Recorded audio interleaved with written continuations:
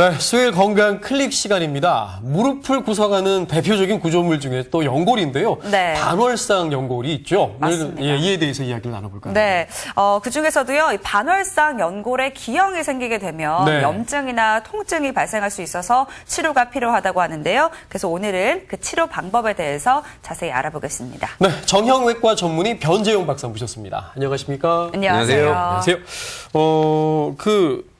원판형 반월상 연골이 기형의 대표적인 연골이라고 하던데 맞습니까? 예, 무릎 안에는 네. 반월상 연골이라고 하는 우리가 흔하게 얘기하는 물렁뼈가 두 개가 있거든요. 네. 안쪽에 하나, 이렇게 바깥쪽에 하나가 있는데 그 연골이 기형적으로 이렇게 안으로 자라 들어와 있는 경우가 있습니다. 선천적으로. 잠깐 그림을 보겠습니다. 한번. 네. 이 아래쪽에 있는 연골이 정상적인 연골입니다. 보시면은 이렇게 둥글게. 예, 둥글게.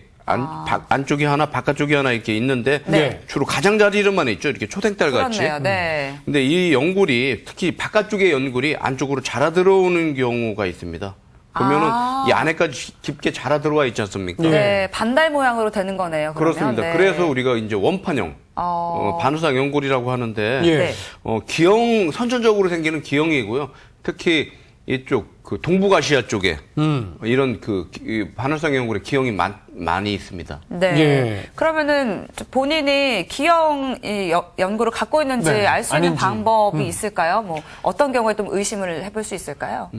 유전적인 소인이 크기 때문에요. 네. 만약에 부모가 반월상 원판형 연골로 진단을 받고 수술을 한 경우에는 알 수가 있잖아요. 네. 그런 경우에는 그 자식들인 경우에 원판형 연골의 가능성이 많고요. 유전성이 강하군요. 예, 그렇습니다. 예. 그거 이외에 어린 나이에도 좀 무릎이 자꾸 아프다고 그러는 경우가 있거든요. 아, 그래요? 예, 그런 경우에는 한번 원판형 연골을 의심을 할 수가 있고, 특별히 다치지 않았음에도 불구하고 조금만 무리가 했을 때도 무릎이 붓고 아프고, 특히 무릎 바깥쪽에, 외측에 네. 통증이 있다면은 원판형 연골을 좀 의심을 해야 될 것 같아요. 예. 연골이 크면 오히려 좀 무릎의 건강에 도움이 되지 않을까 이런 생각이 드는데 통증이 있고 막 그런가 봐요. 그 이유는 예. 무릎 같은 경우에는 뼈가 위아래 뼈가 맞지 않거든요. 그 가장자리에 우리 베어링 같이 네. 이제 스프링 같이 충격을 흡수하고 공간을 유지해 주는 게 그 반월상 연골의 기능인데 네. 만약에 연골이 안에까지 이렇게 자라 들어와 있다면 뼈 사이에서 쉽게 끼일 거 아닙니까? 그렇네요. 그럼 연골이 쉽게 끼겠네요. 끼니까 아프고 더 이제 좀 안 좋아지거나 다치게 되면 찢어질 수가 있죠. 예. 그러면 이런 기형의 원판형 반월상 연골 의심될 때 정확한 진단은 어떻게 하게 됩니까? 보통 몇 가지 이제 검사를 할 수가 있는데 네. 엑스레이 검사로도 심한 경우에는 확인이 될 수가 있고 초음파 예. 검사를 할 수도 있고 이제 확진을 하기 위해서는 MRI 검사까지 촬영을 하게 되는데 네. 엑스레이 잠깐 좀 보겠습니다. 네. 이쪽 그 좌측에 있는 그림을 보시면은 이렇게 위아래에 관절 뼈가 있으면 뼈가 이렇게 둥글지 않습니까? 그렇죠. 이런 네. 경우에 이제 정상적인 경우라고 볼 수가 있는데 네. 옆에 있는 그림을 보시면은 안쪽에 뼈는 이렇게 둥근 반면에 바깥쪽은 이렇게 일직선으로 돼 있죠. 평평하네요, 그렇군요. 좀. 네. 네, 이런 그 소견이 보일 때 원판형 연골을 의심할 수 있는 소견이 되겠습니다. 네. 네. 말씀을 듣고 보니까 사진이 달리 보이네요. 예, 달리 보이죠? 네, 네. 그 이외에도 이제 초음파 검사를 이용해서도 이제 반월상 연골의 이상 유무, 특히 원판형 연골에 있는 없나를 알 수가 있는데 보시면은 원래 이게 반월상 연골은 아까 설명드렸듯이 바깥 가장자리에만 있어서 삼각형 모양으로 보여야 되는데 네. 그 연골이 안에까지 깊게 자라 들어가는 경우가 있거든요. 예. 좀 보이시나요? 네, 좀 네, 네. 이렇게 좀 깊게 자라 길어요. 들어가는 네. 크네요. 예, 예. 보니까. 이런 경우에 이제 원판형 연골을 의심을 하고 진단 내릴 수가 있습니다. 예. 네. 이제 뭐 방사선 검사와 초음파 검사로도 이제 검사가 가능한데 그렇습니다. 방금 또 더 정확하게 보려면 MRI 네. 검사도 한다고 하셨잖아요. 네. 어떤 방법인지 소개해 주시죠. 사실 MRI는 처음부터 찍는 그런 검사법은 아닙니다. 그 이유는 뭐냐면 그 고가의 그 진단 검사이기 때문에 네. 이제 마지막에 검사를 하게 되는데 네. 그러면서 보는 이런 MRI 그 장비 안에 들어가서 이제 무릎을 촬영을 하게 되는데 네. 그림에서 보이는 것이 MRI 이제 그 촬영 기계가 되겠습니다. 이런 그 MRI 기계에서 촬영을 하게 되면은 이런 이미지를 얻게 되는데 보시면은 이쪽이 바깥쪽 연골이거든요. 네. 삼각형 모양의 검은 부분이 외측 반월상 연골의 정상적인 모양이 되는데 삼각형으로. 예, 네. 이 보시면은 검은 게 이제 안에까지 깊게 자라 들어와 있죠. 여기는 삼각형이 없네요. 그렇죠. 깊게 자라 있는데 이렇게 되면 이제 원판형 반월상 연골을 MRI를 통해서 확진을 할 수가 있습니다. 네. 그거 이외에도 네. 필요한 경우에는 직접 이제 내시경을 넣어서 관절을 볼 수가 있는데 그림 동영상 잠깐 보겠습니다. 네. 보면은 뼈하고 뼈 사이에 연골이 저렇게 자라 들어와서 끼어 있지 않습니까? 예. 그렇기 때문에 좀 무리가 되거나 그러면은 쉽게 뼈 사이에서 끼어서 통증을 일으키거나 찢어져서 파열이 되겠네요, 진짜. 파열이 될 수가 있죠. 예. 네. 카메라까지 이제 넣어서 직접 확인할 수 있는 이런 방법이 있는데요. 이제 검사를 통해서 원판형 반월상 연골 이렇게 이제 기형으로 진단이 됐어요. 네. 그러면 치료는 어떻게 하게 되는 겁니까? 기형이라 치료가 쉽지가 않을 것 같은데. 사실 선천적인 기형 이상이기 때문에 비수술적인 치료로서는 사실 완치를 할 수는 없거든요. 하지만은 네. 염증하고 통증이 있을 경우에 약이나 주사를 이용해서 증상 치료, 통증 치료를 할 수가 있고요. 예. 만약에 증상이 있거나 좀 상태가 좋지 않다면은 적극적으로 수술을 고려해야 되는 그런 병이 되겠습니다. 네. 그럼 이제 기형이기 때문에 비수술적인 치료로는 완치가 불가능하다고 했고 네. 적극적으로 이제 수술 치료를 해야 된다라고 말씀을 해주셨는데 네. 그럼 좀 어떤 경우에는 수술을 꼭 해야 되는지 그러니까 네. 어느 정도 비수술적인 요법도 써보고 네. 어느 경우에는 또 수술을 해야 될까요? 가장 우선시 생각해야 될 경우에는 원판형 연골이 찢어져서 파열이 돼서 통증을 일으키고 MRI 통해서 확진이 됐을 때 당연히 수술을 해야 되겠죠. 그거 이외에도 네. 통증이 있어서 MRI를 찍어봤는데 원판형 연골이 있다. 네. 이런 경우에도 좀 일찍 수술을 해야 파열이 되지 않고 파열이 되는 경우에는 그 원래 기능을 다 회복하기가 쉽지 않거든요. 네.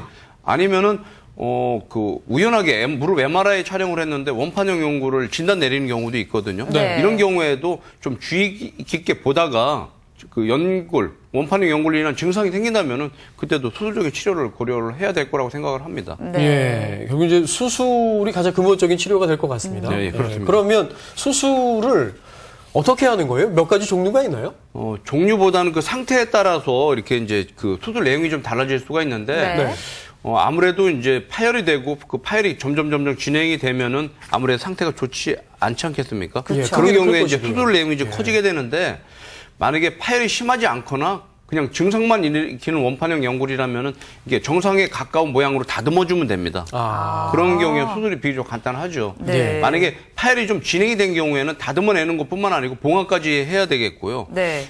만약에 파열이 아주 심하게 진행이 돼서 반월상 연골로서의 기능을 유지하거나 살릴 수 없을 때는 예. 젊은 사람인 경우에는 다른 사람의 연골을 사서 넣어주는 반월상 연골 이식 수술까지도 고려를 해야 됩니다. 네. 그러면 이제 예. 또 들어보니까 부분 절제술도 있고요. 이제 네. 또 봉합술, 또 뭐 연골 이식술 이렇게 말씀을 해주셨는데 네. 네. 봉합술과 부분 절제술은 어떻게 다른 수술 방법인지 설명 좀 해주시죠. 원판형 연골에서의 그 부분 절제술하고 봉합술은 조금 이제 적응증이 좀 다르긴 한데 네. 잠깐 그림을 보겠습니다. 네. 보이시는 그림은 원판형 연골이 이렇게 깊게 파열이 돼서 찢어진 걸 볼 수가 찢어진 거. 있는데 네, 적당하게만 파열이 된다면은 연골을 이렇게 다듬어내서 정상에 가까운 모양으로만 만들어줘도 기능적으로는 크게 무리는 없는데 보시면은 이렇게 자라있는 연골을 이렇게 다듬어내지 않습니까? 네. 이건 정상에 가까운 모양으로 다듬어주는 그런 수술이 되는데 이런 수술을 한다면 비교적 간단하게 시행이 될 수가 있습니다. 네. 하지만은 연골이 이제 심하게 파열이 되는 경우에는 다 다듬어낼 수는 없을 것이고 그렇죠. 기능을 유지해야 되기 때문에 이렇게 봉합을 하게 되는데 예. 그럼에도 보시면 이렇게 깊게 파열이 되어 있는 경우에 이 연골을 다 잘라내게 되면 기능에 장애가 많이 오기 때문에 네. 기본적으로 다듬어내고 이렇게 추가적으로 봉합을 하게 되는데 잠깐 동영상을 보시겠습니다. 네. 이게 깊게 가장자리에 파열이 되어 있는 그 원판형 연골에서 잘라내게 되면은 기능에 장애가 많이 오기 때문에 실을 이용해서 그림에서 보는 동영상에 보시는 바와 같이 이렇게 실을 이용해서 봉합을 한 사진을 보실 말 그대로 수가 이제 있습니다. 꼬매는 거네요. 그렇죠. 예. 그 이제 절제를 하고 봉합하는 모습까지 수술 방법까지 저희가 알아봤는데요. 네. 이제 이런 경우만 해도 좀 다행스럽다는 생각이 들어요. 근데 네. 이제 젊은 분들 같은 경우에 아까 이식 수술을 네, 해야 될 그렇습니다. 수도 있다고 하셨잖아요. 그러면 이 이식 수술이라는 건 어떤 방법으로 하게 되는 거예요? 원판형 연골이 파열이 아주 심해서 기능을 살리지 못하는 경우가 꽤 있습니다. 예. 네. 제가 그동안 이제 관절과 관련된 정형외과 의사 생활을 하면서 보면은 꽤 많은 환자들, 특히 여자분들인 경우에도 그런 그래요? 경우가 꽤 많이 봤는데 본인은 다치지도 않았었고 특별히 운동하는 것도 없는데 이제 무릎이 아프니까 그냥 물리치료하고 약만 드시던 분들이 꽤 있었는데 네. 검사를 해서 MRI 촬영을 해보니까 원판형 연골이고 기능을 살리지 못하는 경우를 꽤 많이 봤었거든요. 이런 분들이 과거에는 그냥 이렇게 쓰다가 나중에 인공관절 수술로 가는 경우가 대부분이었었습니다. 네. 하지만 요즘에는 다른 사람의 연골을 정상적인 연골을 이식을 해주는 이식 수술을 하게 되는데 예. 그림에서 보시는 바와 같이 이렇게 네. 연골을 환자 무릎에 이렇게 이식을 해주는 그런 수술 방법이 있습니다. 그래서 이제 이식을 할 수 있는 거군요. 그래서 네. 연골의 기능을 유지할 수가 있는데 네. 그림에서 보시면 이렇게 연골이 없지 않습니까? 다 닳아서. 아, 그러니까요. 네. 그래서 이걸 이렇게 이식을 해주는 수술을 할 수가 있는데 이건 그 수술 전후의 MRI 그 사진이 되겠습니다.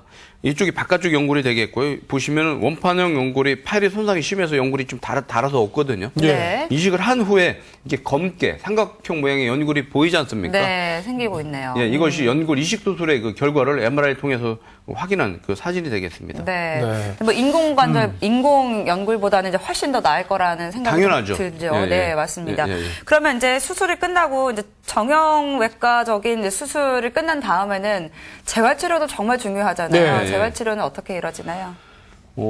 그러니까 절제술을 했을 때, 봉합술을 했을 때, 연골 이식 수술을 했을 때 고정 기간이 좀 차이가 있습니다. 네. 아무래도 수술이 커지면 커질수록 고정 기간은 조금 이렇게 좀 늘어나야 되겠죠. 연골 이식 수술 같은 경우에는 고정 기간을 한 3주까지는 해야 되고요. 그 이후에 아무래도 이제 굳어 있는 무릎을 각도로 회복하는 관절 운동이 이루어져야 되고 그 이후에 근력 운동, 그다음에 네. 일상생활 복귀하기 위한 재활 치료가 이루어져야 되겠습니다. 예. 끝으로요, 원판형 반옥살 연골, 기형이 아닌가, 이렇게 걱정하시는 분들도 있으실 것 같거든요. 또, 진단된 분들도 계실 것 같은데요. 어떤 도움 말씀 좀 주실 수 있을까요? 아무래도 원판형 연골은 부모로부터 이렇게 태어날 때 가지고 나오는 유전적인 소인, 선천적인 그 소인이 있는 그런 병이기 때문에 문제가 있다면은 아니면 좀 의심이 된다면은 초기부터 어린 나이에도 적극적인 검사를 통해서 일단 정확한 진단을 받는 것이 중요할 것 같습니다. 예. 만약에 부모가 원판형 연골로 수술을 받거나 진단 받았다면 그 자식들도 한 번씩 검사를 해보는 것이 좋을 것 같고요. 네. 만약에 원판형 연골로 진단을 받았다면 그냥 두어서는 궁극에는 어쨌든 파열이 되고 기능적으로 많이 나빠지게 되기 때문에 증상이 있을 때 조기에 설령 어린 나이라고 하더라도 수술적인 치료가 우선시 돼야 된다고 저는 생각을 하고 있습니다. 제대로 치료가 안 되거나 진단이 초기 안 되는 경우에는 원판형 연골이 이식 수술까지 가는 경우가 있는데 아무래도 이식 수술인 경우에는 그 비용적으로나 건강상에 큰 그 손해를 보기 때문에 초기에 적극적인 진단과 수술적인 치료를 해서 심한 후유증이 남지 않는 그런 치료를 하는 것이 좋을 것 같습니다. 네. 네. 네, 오늘은 정형외과 전문의 변재영 박사와 함께 원판형 반월상 연골에 대해서 자세히 알아봤습니다. 오늘 말씀 감사합니다. 고맙습니다.